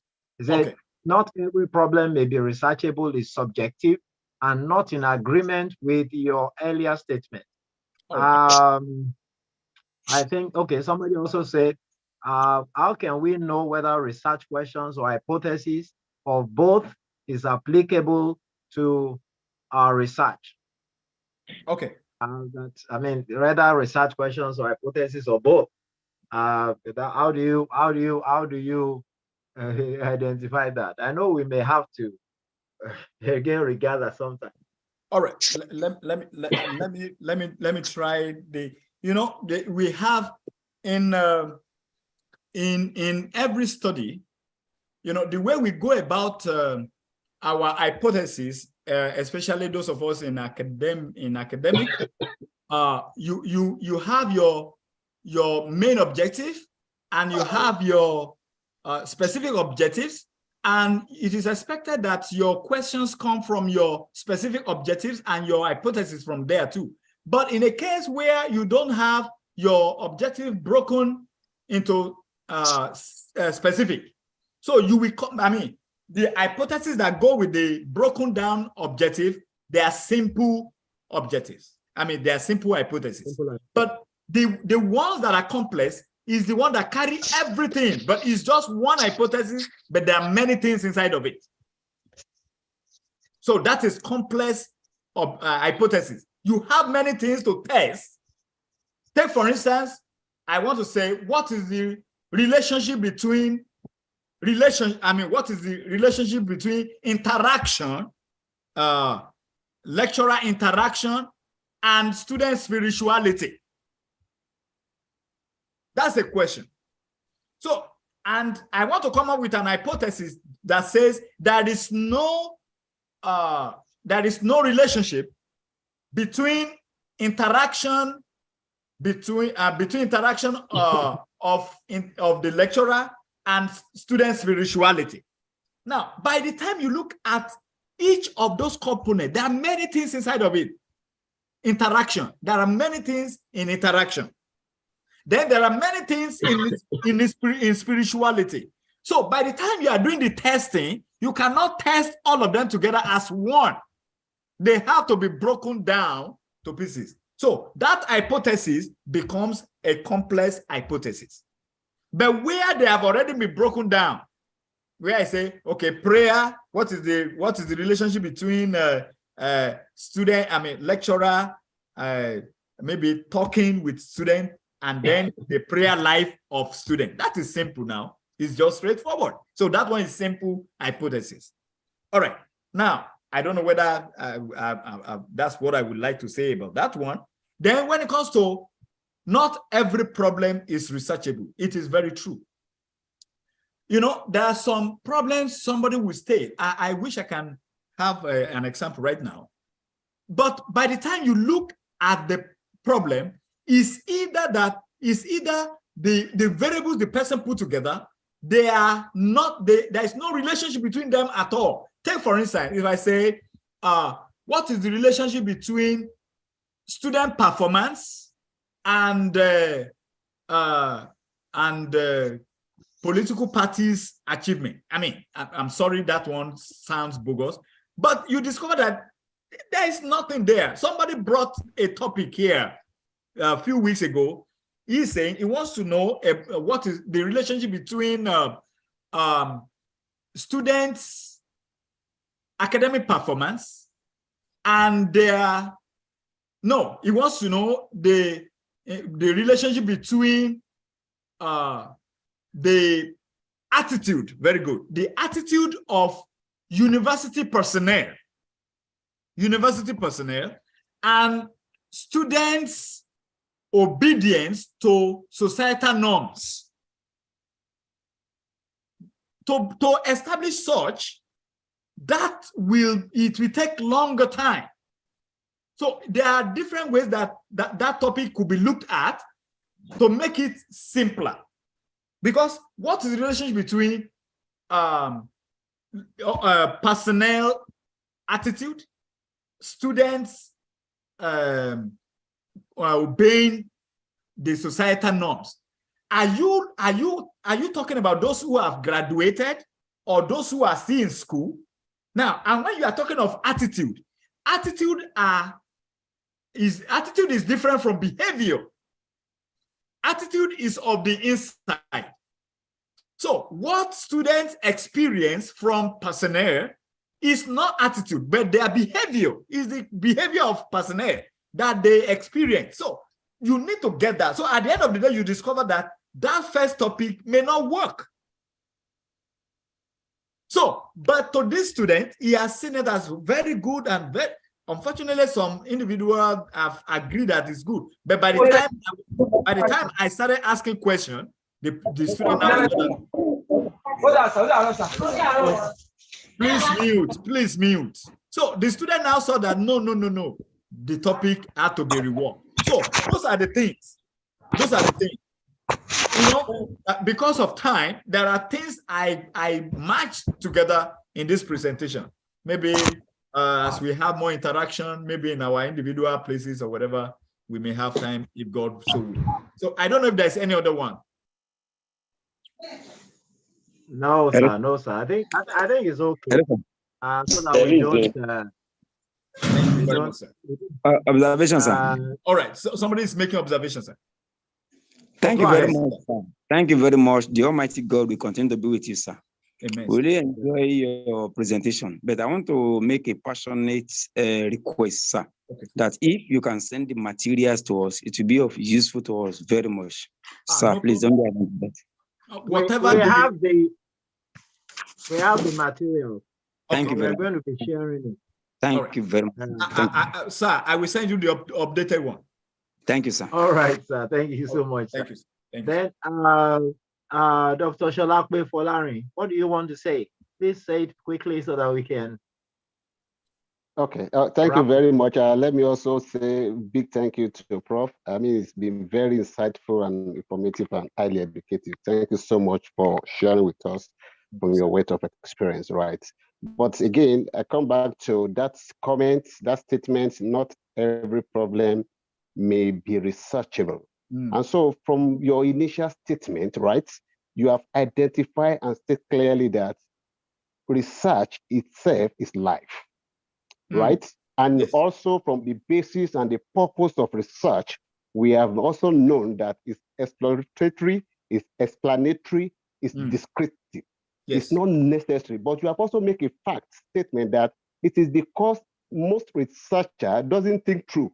Most researchers are lazy and lackadaisical. And that is why oftentimes they will get to the midst of the research work and they get confused. Now that statement you are putting there, you have already told us that we must identify your ABC. Your first ABC of this research is identifying a problem. Your comment is now saying not every problem. So it's contradictory. Not every problem. It means this problem has been identified. So maybe another concept may have been better, not because the problem has been identified. So if you're now also saying not every problem is researchable, and I also know that every problem is researchable, sir. All right. Thank you very much. Now, maybe I should have adjusted some things there. There are some study, there's some problem that once somebody goes with that first statement, I guess whatever the person comes up with should be able to, should be researchable. But where you do not identify the problem, because there are some problem that seems like a simple problem, they may become complicated. There are some that may seem to be like one, but inside of it, there may be so many things you need to go into. But again, once the person has done all that needs to be done and the problem is identified and the problem is real, I guess it should be researchable. So if it seems contradictory, I don't mean to contradict. So, but it may be the explanation that is not very correct. I agree with you, sir. So thank you very much. Thank you very much, sir. Thank you. We appreciate you greatly. We appreciate everybody in the house. And on behalf of our president, Professor Samson Fatoku, we want to say a big thank you to Professor Isaiah Bolanre. Thank you very much. We cannot thank you enough. I know each time that I ask you to come around, you've been so gracious to us, and we will be looking forward to having you again. Want to thank everyone that has made our time to be here this time. I saw two people on the platform this evening, and I need to really appreciate them. We have Baba and Mama, Apostle Nicholas and Moji Osameyo. They are the people with His Grace Evangelical Movement here in Ibadan. In the 70s, in the 80s, they were real. I mean, they were motivators, they were leaders, they were mentors of so many of us.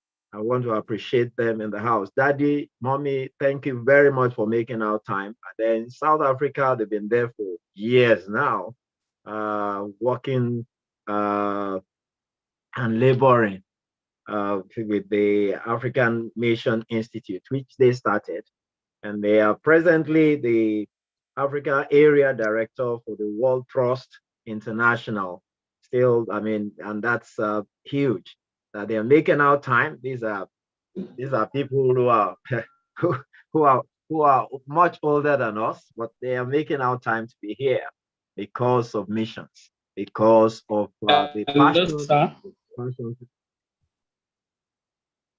Yeah, so we want to say a big thank you. So we're going to be asking Papa, if he's still there, please pray for us as we close this session. Daddy Osameyo, please, if you are there, okay. This morning. Yes. Okay, thank you very much. Can you hear me, please? We can hear you clearly, sir. Heavenly Father, we thank you very for the glory, for the glory to God in the name. We thank you very much, oh God, for your servant that you have used, oh God, to increase us. Jehovah God, we pray that you also fill him back in Jesus' name. And as many as have participated, oh God, we pray, go out and be doers of what we had in the mighty name of Jesus Christ. Amen. Thank you. It's because we know that you are in Jesus' name we are praying. Amen.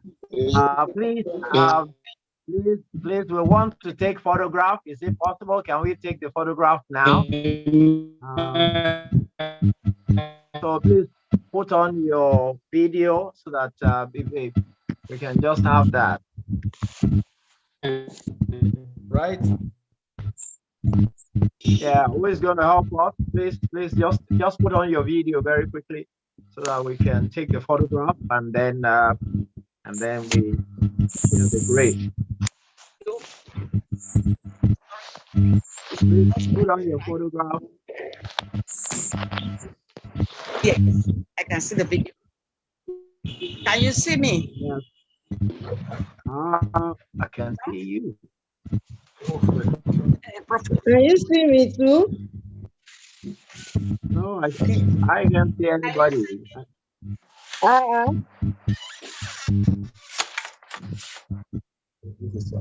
I think there's a challenge with the whole thing. So maybe we should just make it some other time.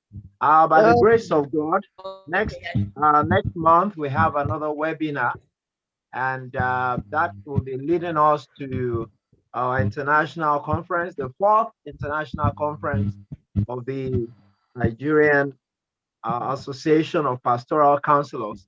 I want to encourage you, please get involved, register, and prepare, just like we've been told today, prepare to make a presentation there, prepare to come and learn together with every one of us. The reason we are here is because God has made it clear that we have a critical role to play in mental rehabilitation of our world. I say spiritual and mental reorientation of our world. Once again, I want to say a big thank you. Thank you so much, and God bless you. Let's share the grace together in fellowship. Now may the grace Grace of our Lord Jesus Christ, the love of love God, of God, and the fellowship of the Holy Spirit fellowship of the Holy be with Spirit, us now and be forevermore. with us now and forevermore. Amen. so much. Thank you. And God bless you. We appreciate you. Amen. Thank you. Thank you. Thank you, sir. Thank you, Thank you, sir. sir. Thank you, sir. Thank you. Thank you. Thank you. God bless you. Really good. Hallelujah. God bless God bless you, sir. Thank you. God bless you. Really good. Thank you. Thank you so much for coming. We're grateful. Thank you, sir. Thank you, sir. Thank you. Thank you. God bless you.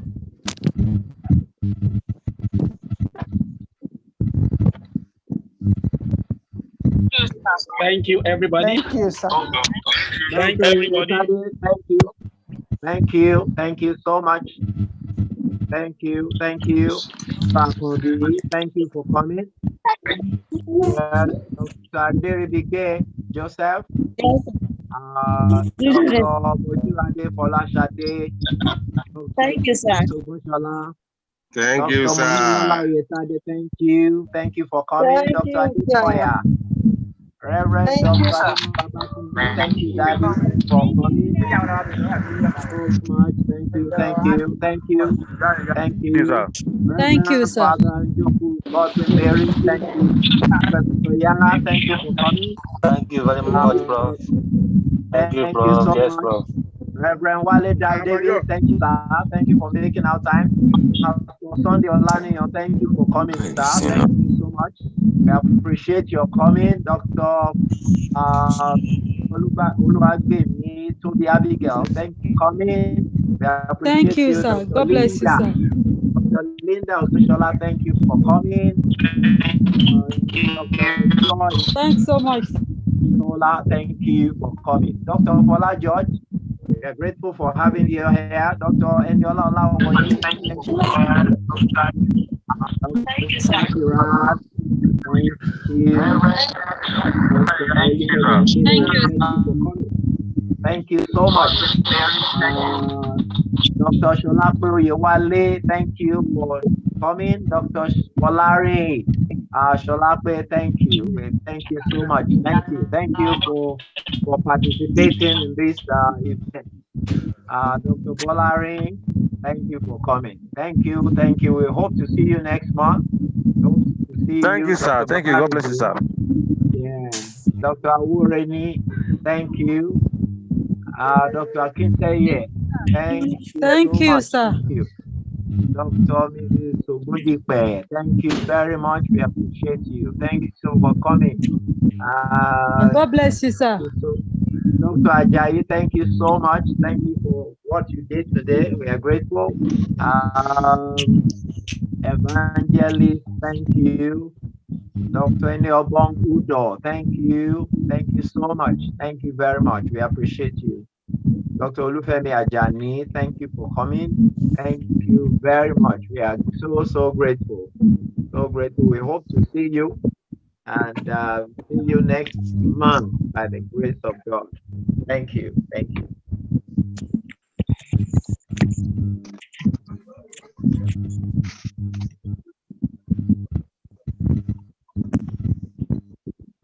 Thank you.